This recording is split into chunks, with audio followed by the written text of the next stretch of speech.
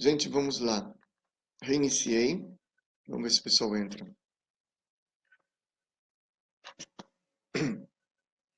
Ele tem um delay. Então, por enquanto, já são 15, ninguém entrou.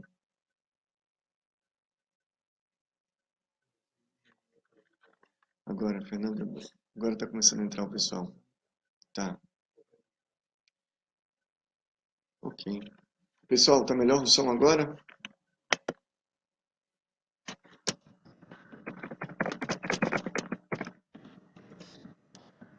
Ok. Então, beleza, pessoal. Vamos lá. Então, vamos compartilhar para avisar o resto do pessoal que perdeu a conexão. Tá? Vamos lá. Compartilhem, gente. Vamos voltar. Então, nós estávamos falando aonde Moshe ficou com raiva. Então, a primeira vez foi quando os sobrinhos queimaram.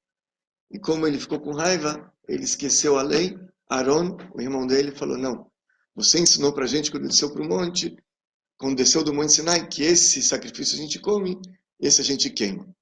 Moisés falou, tem razão. Então, quando a pessoa fica com raiva, ela acaba esquecendo as coisas. Ok. E a segunda vez que ele esqueceu, que ele se confundiu, que ele errou, foi um grande erro da vida dele, que por isso ele não entrou em Israel, ele bateu na pedra. Ele ficou com raiva, então isso aconteceu. Muito bem. Então vamos lá, pessoal. Vamos compartilhar para o pessoal que perdeu a outra conexão poder entrar nesse aí, gente. Tá bom? O pessoal ainda não conseguiu entrar, eu tô vendo aqui.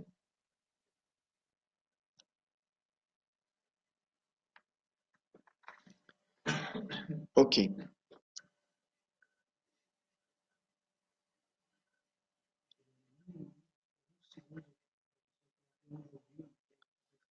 Ah, ok. Até onde vocês ouviram, pessoal?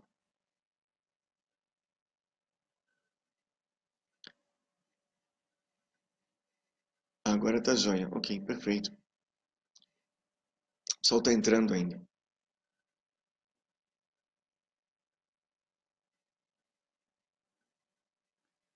Então vamos lá, gente. Então vamos falar um pouquinho sobre a raiva. A raiva é uma coisa muito forte. Muito ruim.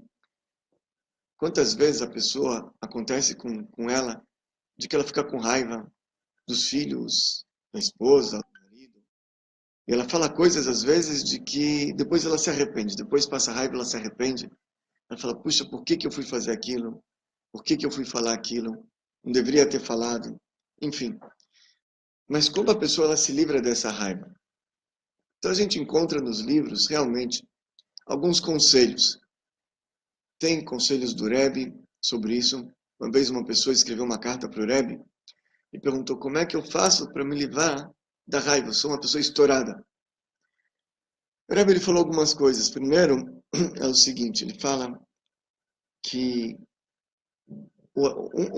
um conselho muito importante é quando você tem raiva, conta até 10. Conta até 10. Na verdade, isso talvez antigamente funcionava, contar até 10. Até 10. Hoje em dia as pessoas estão mais impulsivas e mais baixas espiritualmente. Tem que contar muito mais do que 10. Tinha um grande rabino que ele tinha um casaco, era o casaco da raiva. Ele morava numa casa, um sobrado, e aquele casaco ficava escondido no fundo do armário, lá no segundo andar, lá atrás de todas as roupas. Quando ele ficava com raiva, ele mandava buscar o casaco. Até voltarem com o casaco que ele vestia, era o casaco da raiva. Ele já se acalmava um pouquinho. Era o casaco da raiva, ele tinha essa patente que ele tinha. Né? Tem raiva, não dorme uma noite com a raiva. Não fala nada, fica quieto. Porque normalmente as coisas que você faz com raiva não dão certo. As coisas que você faz com raiva não funcionam. Então, o primeiro conselho para raiva, deu raiva, fica quieto. Primeira coisa.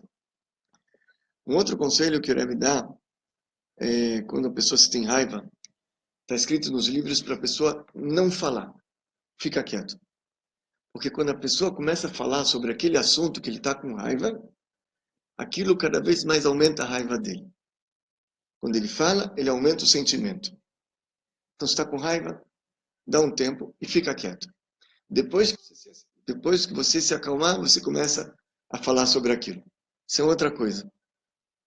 Uma terceira coisa que está escrito nos livros também é que quando a pessoa está com raiva e ela ficou brava com alguém, então ela vai lá depois e pede desculpas. Pedir desculpas, muitas vezes é difícil. Você brigou com a pessoa, ficou com raiva. É difícil pedir desculpas. Então, na próxima vez que você ficar com raiva, você vai pensar duas vezes antes de brigar com aquela pessoa, porque você sabe que no dia seguinte você vai ter que pedir desculpas. Então, aquilo também vai te ajudar. Mas tudo isso são maneiras de você cuidar dos sintomas da raiva, né? São paliativos, são conselhos bons, mas paliativos. Você está com febre, você toma um Tilenol, toma uma Novalgina. Você não está tratando da origem, você está com cuidado paliativo. Agora, Hassidut Tânia, ele traz aqui um ensinamento no qual ele vai lá na origem da raiva. Ele fala o seguinte, eu vou ler para vocês, está no Geret HaKodesh, no quarto livro do Tânia, no Siman 25, e ele fala o seguinte, falaram os nossos sábios, Kol HaKoes, Kilo Vedakum. Todo aquele que tem raiva é como se ele estivesse fazendo idolatria. Gente, é muito grave. Assim está escrito, os sábios falaram, aquele que tem raiva é como se estivesse fazendo idolatria. É uma coisa muito grave. Imagina só porque eu fiquei com raiva, ele implicou comigo. De repente a Torá me compara como um idólatra. Por quê? A princípio, não dá para entender isso direito. Mas vem o Admoras aqui no Tânia e explica isso perfeitamente. Por quê? Ele fala o seguinte, o motivo é compreendido para aquelas pessoas inteligentes. Porque no momento que ele está com raiva, ele perdeu a fé. Perdeu a fé de quê? Que ilu ayamamin shemeta shemetazot lo é coisa clara. Se na frente dele fosse bem claro para ele que Deus controla tudo, não existe nada que acontece no mundo sem que Deus esteja controlando e fazendo aquilo acontecer. Se ele tivesse isso na consciência dele bem claro e bem vivo, ele não ia estar com raiva. Porque é o seguinte, vem uma pessoa, te fechou no trânsito. Vem uma outra pessoa e te deu um tapa na cara. Se você acha que aquela pessoa que te fechou no trânsito, ou aquele que te deu um tapa na cara, ele está te fazendo mal, você está esquecendo que Deus está controlando tudo o que acontece no mundo a cada instante. Não existe uma folha que cai de uma árvore, se não é Deus que está querendo que aquela folha caia. Da mesma maneira, você não toma um tapa na cara, se não é Deus que quer que você tome aquele tapa. Então, você tem que saber que se Deus te deu um tapa na cara, você vai ficar com raiva? Vai ficar bravo com Deus? Não. Se Deus te deu um tapa na cara, você sabe que você merece. Você baixa a cabeça e pede desculpas para Deus. Não vai ficar com raiva de Deus, senão que você merece. E tudo que acontece no mundo é por providência divina. Tudo que acontece no mundo é a mão de Deus fazendo aquilo acontecer. Então, se alguém te prejudicou, Deus está te prejudicando. Você vai ficar com raiva? Você vai ficar bravo com Deus? Deus está fazendo aquilo acontecer. Por que você vai ficar com raiva? Então, se você fica com raiva, você está esquecendo que Deus está controlando tudo. E você está esquecendo que Deus está presente em cada espaço, em cada local, em cada momento. Você está esquecendo de Deus. Você está atribuindo poder a alguma força que não é Deus, que está te prejudicando. Então, por isso é como se estivesse fazendo idolatria. Você esqueceu de Deus naquele momento. Você está dando muita relevância para uma outra força que você acha que não é Deus. Então, é como se fosse idolatria. Ah, bom, mas o fulano que me fechou no trânsito, o fulano que me deu tapa na cara, o fulano que me roubou, que me enganou, ele é um homem que tem livre-arbítrio. A pessoa pode perguntar, mas não foi Deus. Fulano tem livre-arbítrio, ele pode decidir se vai fazer o mal ou não. Então eu posso ficar bravo com ele, correto ou não? Então o Rebbe ele continua aqui no Tânia. Ele fala, ואף שבן אדם משובח בחירה מקללו או מכהו או מזיק ממונו. E apesar de que um ser humano que ele tem um livre-arbítrio, ele está te amaldiçoando, ou está te agredindo, ou mazik mamono, ele está prejudicando os seus bens, o seu dinheiro. O mitchayev b'dinei adam u'b'dinei shamayim. E essa pessoa, esse ser humano que está te prejudicando, ele é culpado tanto aqui na terra quanto lá em cima aos olhos dos céus. Alroa behirató, pelo fato dele ter feito um arbítrio, uma escolha negativa. Afal pequena, lá nizak vanigzan na shamayim. Verbe shluchim lamakom, explicou Rebbe. Mesmo assim, sobre aquele que está sendo agredido, que está sendo prejudicado, Deus já tinha decretado que ele ia ter que passar por isso. E Deus falou, Rebbe, ele tem muitos caminhos para te dar esse tapa na cara. Deus tem muitos caminhos para prejudicar o seu dinheiro. Ou seja, se já está decretado para você, contra você isso, vai acontecer. Deus tem muitos caminhos. Ah, fulano foi o mensageiro de Deus, ok? Ele vai ter que prestar contas com Deus depois. Mas você não tem nada a ver com isso, é entre ele e Deus. Ele te roubou, fulano te prejudicou, ele vai ter que prestar contas para Deus pelo mal que ele fez. Mas é entre ele e Deus, você não tem nada a ver com isso. Você tem que olhar da seguinte maneira, Deus está te fazendo, ok, onde eu errei? Vou procurar melhorar. Ou expiação de pecados, eu não sei. Mas tudo vem de Deus. E se você tem raiva, é como se estivesse fazendo idolatria. Então a pessoa ela tem que ter isso bem claro na mente dele o tempo inteiro. Que tudo é por providência divina. Nada acontece por acaso. E se tudo é por providência divina, não tem motivo para ficar nervoso, para ficar bravo, para ficar com raiva. Vocês sabem, a gente vê isso nos nossos tzadikim, no Tanakh, em alguns momentos. Por exemplo, a gente vê isso com Davi. Teve um momento, se vocês se lembram, que o Davi ele estava fugindo do filho dele, Absalão. Como é que fala em português? Absalão. Absalão queria matar o pai, enfim, se rebelou. E Davi fugiu do filho. E vocês sabem como é que funciona a política, né? Quando você está no poder, todo mundo bajula você. Depois que você saiu do poder, você está em queda, o pessoal não quer mais saber. E assim foi no momento em que Davi fugiu do filho. Teve muitas pessoas que se ligaram e se juntaram ao filho, Absalão. E o Davi, algumas pessoas continuaram com ele, mas ficou dividido. E ele estava andando. E veio então um rapaz chamado Shimi Ben Gera Mibachurim. Esse Shimi Ben Gera, ele começou a amaldiçoar o Davi, publicamente. Começou a falar. Tinha lá o general do exército do Davi, ele foi desembainhar a espada para matar o Shimi Ben Gera, que estava amaldiçoando o rei. E o Davi falou, não, que isso? Não toca nesse homem. Que Hashem amar lokalel. Porque Deus falou para ele me amaldiçoar. Para o rei Davi era bem claro que nada acontece por acaso. E se ele estava recebendo uma chuva de maldições na cabeça, Deus estava amaldiçoando ele. Então, se Deus está amaldiçoando ele, ele vai ficar bravo? Ao contrário.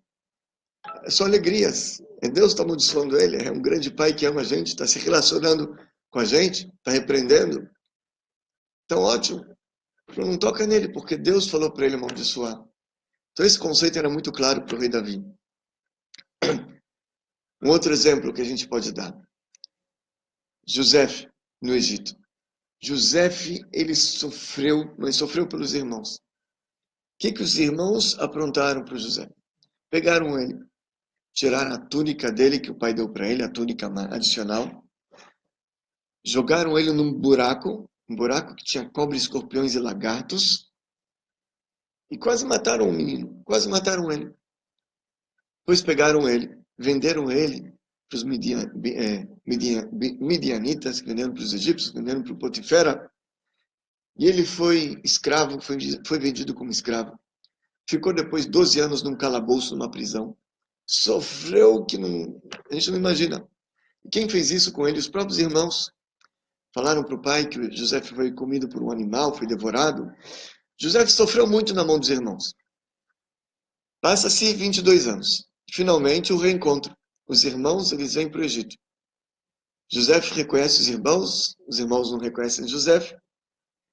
E José, no final, ok, ele fez um cenário lá para os irmãos poderem fazer tchuvá, se arrependerem verdadeiramente. Mas depois que isso aconteceu, José, ele cuidou dos irmãos como não tinha igual.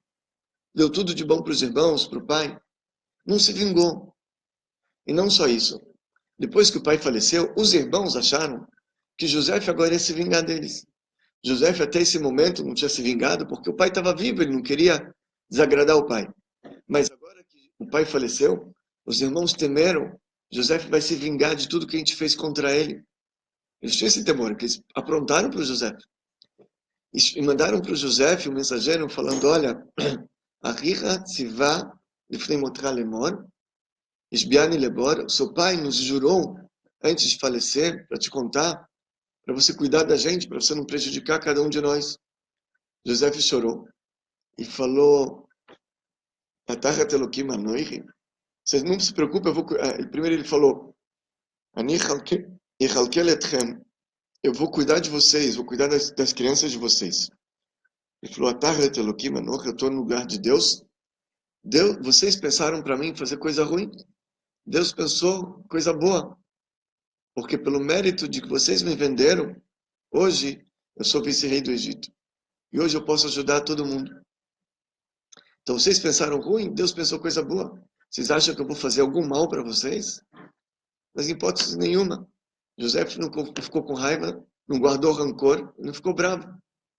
Muito pelo contrário, ele ajudou aquele que o prejudicou.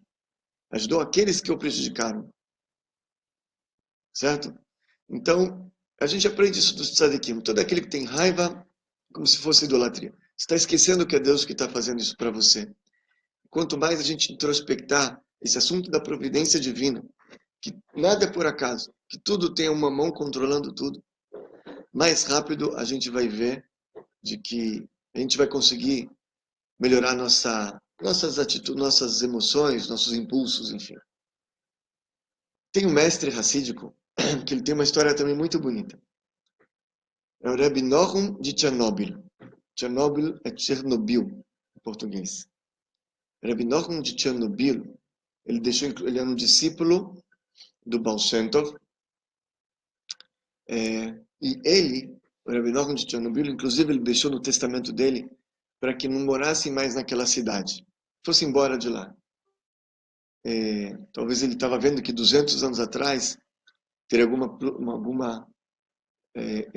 explosão atômica muito forte, enfim. Mas ele deixou no testamento, não morem mais aqui em Chernobyl. Assim foi.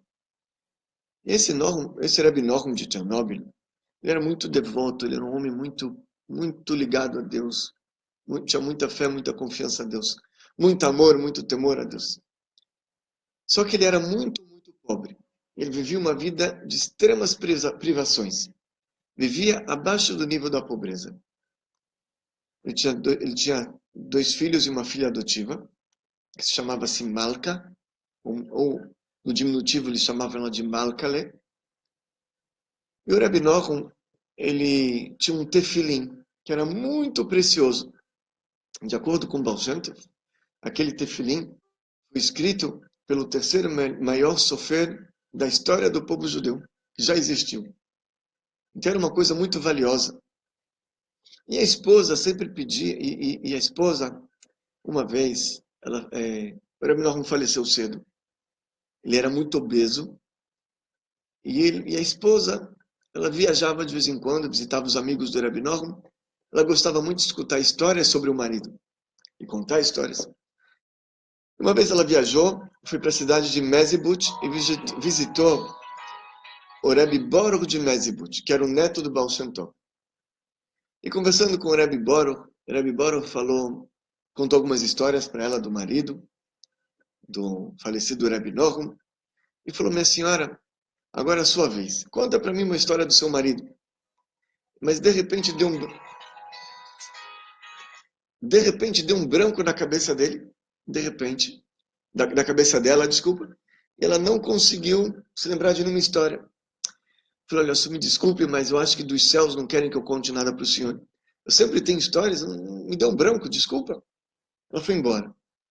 Mas deu uns 5 minutos, ela se lembrou de uma história, ela voltou. Ela falou, olha, Rebbe Baruch, eu estou me lembrando de uma história. Eu sinto que dos céus querem que eu conte para você. É uma história que eu nunca contei para ninguém. Mas sendo que é a única história que eu conheço, que eu me lembro agora, eu entendo que é um sinal dos céus, eu preciso lhe contar. Meu marido, ele tinha um tefilim muito, muito precioso, que foi escrito pelo terceiro melhor sofer escriba da história do povo judeu. E eu falava, marido, vende o tefilim, vende, porque com o dinheiro da venda a gente vai conseguir manter a casa, comprar agasalho para as crianças num dia de inverno, que a gente não tem agasalho para as crianças suficiente. A gente vai comprar comida para as crianças, às vezes falta. A gente vai conseguir casar nossa filha adotiva, marido, a Malkale. A gente não tem dote, não tem como casar ela. As pessoas não querem casar com ela, a gente não tem dinheiro. Mas meu marido não vendia, aquilo era inegociável.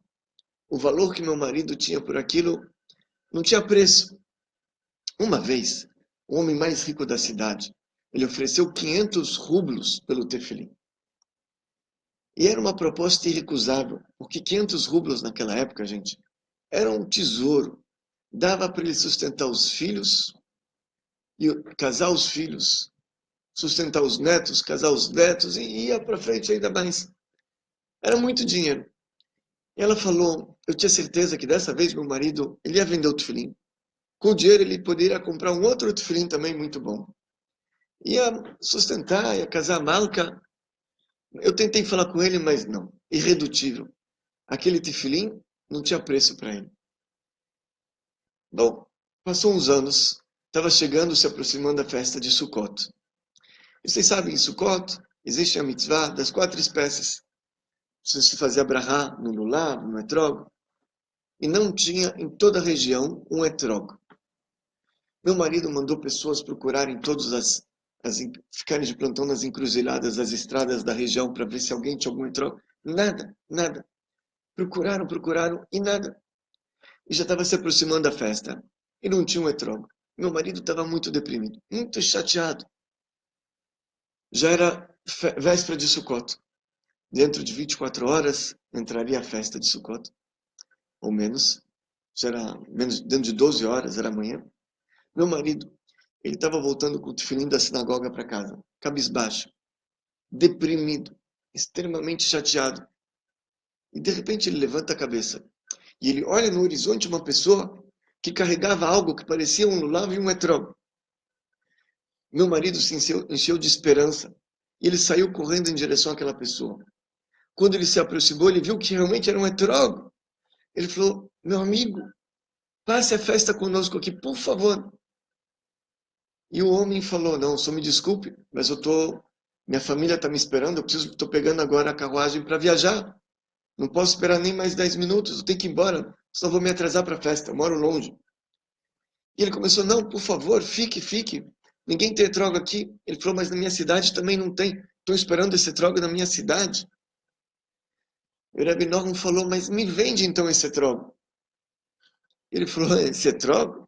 Você está brincando que eu vou te vender? Não tem etrog em nenhum lugar aqui. Sabe quanto vale um etrog desse agora? Pelo menos 500 rublos. Aí, Rebbe Norman fez uma conta. Ele falou, meu tefilim, eu não preciso colocar nos próximos dias. Que é Sukkot. Só daqui a 9 dias. O etrog, eu preciso amanhã. Ele falou, me aguarda um instantinho, eu vou trazer o dinheiro. Ele correu, vendeu o tefilim, pegou o dinheiro, comprou o etrog. Voltou extremamente contente e alegre para casa. Ele radiava de alegria. Ele brilhava de satisfação. Ele colocou o etrog, guardou em cima do armário. E a esposa, ela conta a história. Eu percebi que meu marido, ele mudou de uma depressão profunda para um êxtase, para uma alegria assim indescritível. Eu falei, Norm, que bom que você está assim, mas o que foi? O que aconteceu? E meu marido não falava. Meu marido não contava. E eu comecei a pressioná-lo, mas o que aconteceu? Ele apontou para o armário. Apontou para o armário. Eu fui no armário, eu abri o armário. E eu vejo da minha frente um etrog. Eu pergunto, quanto que te custou esse etrog? Meu marido respondeu, 500 rublos. Eu entendi o que ele fez. Não precisava de explicações. Meu marido não tinha de onde tirar 500 rublos se não fosse do tefilim. E me passou naquele momento, Rebbe Bora, ela contava, todos os anos de privações que a gente viveu. Todos os anos que meus filhos passavam frio no inverno. E minha Malkale, a minha filha que não conseguia, a gente não conseguia casar ela porque não tinha dinheiro. Para isso tudo, meu marido não se desfez daquele tefilim. Agora, para comprar um etrog, que daqui a 9 dias vai virar geleia, ele vendeu o tefilim. Eu fiquei com muita raiva. Eu fiquei com muita raiva. Eu peguei o etrog, eu espatifei esse etrog no chão. Meu marido olha aquilo, eu vejo que desce 2 lágrimas do olho do meu marido, da vista. Meu marido fala, o tefilim eu não tenho mais. O etrog também não. Mas pelo menos a mitzvah de ficar alegre na festa de Sukkot, eu não vou deixar que o Satã me pegue. Eu vou ficar alegre. Então, este era um exemplo de pessoa que ele sabia que tudo é por providência divina. Não é a esposa que te fez mal, não é a esposa que te tirou o etrog, nem mais ninguém que te tirou o tefilim. Se Deus fez isso para você, algum motivo ele tem. Então assim é. O Rebbe Nochum, o Rebbe Boruch, aliás, conclui, ele escutou essa história da esposa do falecido Rebbe Nochum. E ele falou para ela, olha, eu vou lhe contar uma coisa. Eu conheço muito bem o seu marido. Nós crescemos juntos. Estudamos juntos desde pequeno. E eu posso te dizer que seu marido amava muito seus filhos, incomodava muito o fato deles passarem às vezes frio no inverno. Eu sei que seu marido não dormia porque ele não casava a filha. Mas somente o seu marido doía para ele mais o fato dele não poder fazer uma mitzvah do que todas as outras coisas que existem nesse mundo. Esse é só o seu marido. Então que a gente possa, gente, se espelhar nesses nossos tzadikim, nossos super-heróis. Eu não digo que a gente vai conseguir igualá-los, mas se a gente introspectar um pouquinho essa ideia, já vai valer a pena. Pessoal, boa noite a todos.